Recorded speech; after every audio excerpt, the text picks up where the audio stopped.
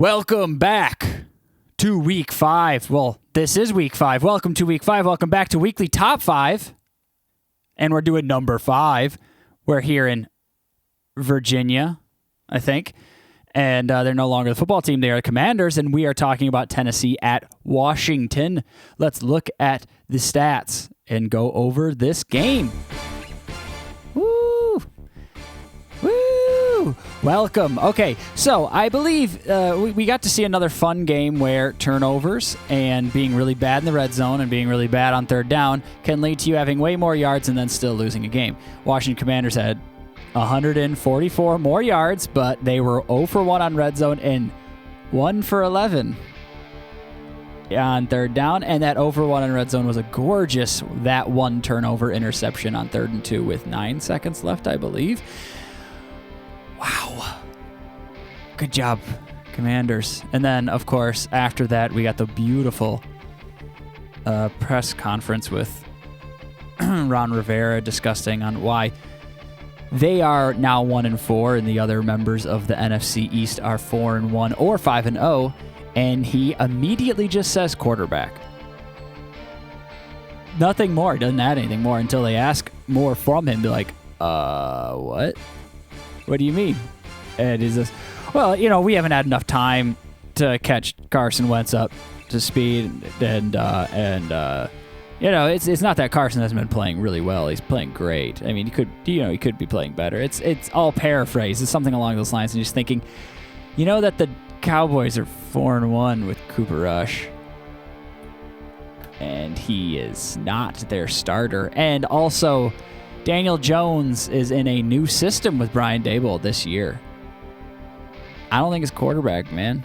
I think it's something else. And by the way, speaking of quarterback, Carson Wentz threw some beautiful passes.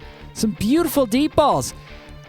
I don't know who Brown is. D. Brown. I don't even know his first name. I'm sorry. But Brown had some spectacular deep routes. Wide open. Wentz with the perfect drop the ball in the bucket. Touchdown. I was really impressed by that.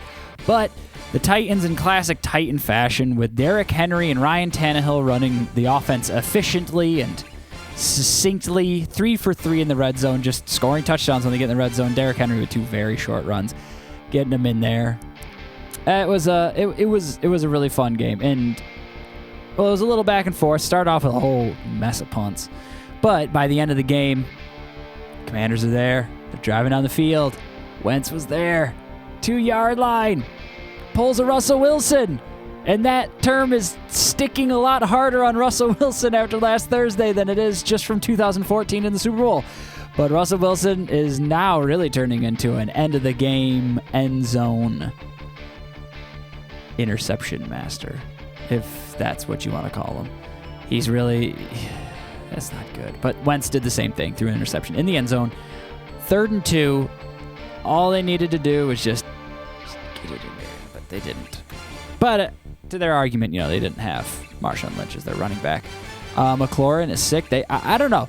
The Commanders have some good players, but the Titans, in the most Titan way, after getting obliterated by the Bills Week 2, are now on a 3-game win streak, pulling away with these kind of, I don't know, they're kind of funny wins. Just Tannehill doing what needs to be done, Henry doing what needs to be done, and then the defense is holding on, and they're making all the right decisions. I mean, efficiency in the red zone, that's a huge deal. If you score touchdowns, you win football games. I mean, if you score touchdowns, you win football games. Yeah, congratulations. That's the secret. That's the secret to football, if anyone didn't know. But 3 for 3 in the red zone, that efficiency can't be ignored. And with Derrick Henry as the running back, I mean, 28 rushes for 102 yards. The yards isn't that great, but hey, if you just pound it and get 3.5 yards every carry, and you just keep feeding them the ball, you're gonna eventually score a touchdown. And that's essentially what they did. They played like 1950s football and just kept pounding it, and then getting the passes that they needed to get past, and won the game because Commanders couldn't pull it off at the end. So, how much more time does Ron Rivera have? Riverboat Ron. He hasn't looked good with the Commanders. He hasn't looked good as a head coach in a while. What do Commanders fans think? Do they even call themselves Commander fans, or they just call them the red football team from Washington, D.C. fans? I'm curious. And where do you see this? Oh, man, where do you see this franchise going? I didn't like the Wentz choice coming into the season. I thought maybe it would make them a little bit better, but I didn't think that it was going to lead them anywhere significant. You saw what happened with the Colts, and I thought the Commanders were already worse than the Colts. Granted, the Colts do not look good either. So we'll see. Can Rivera pull it back together? I don't know. I'm sorry, Commanders. If I'm a Commanders fan, I'm looking for a burn down. Burn it all down. Tear it all apart. Strip it. You probably keep players like Chase, and you can keep players like McLaurin and stuff like that. But I think it's time for a re-up.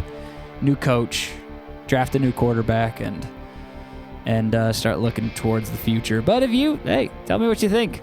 And Titans, hey, I don't know how much I believe in your future, but 3 wins in a row. Can't take that away from you. Let's move on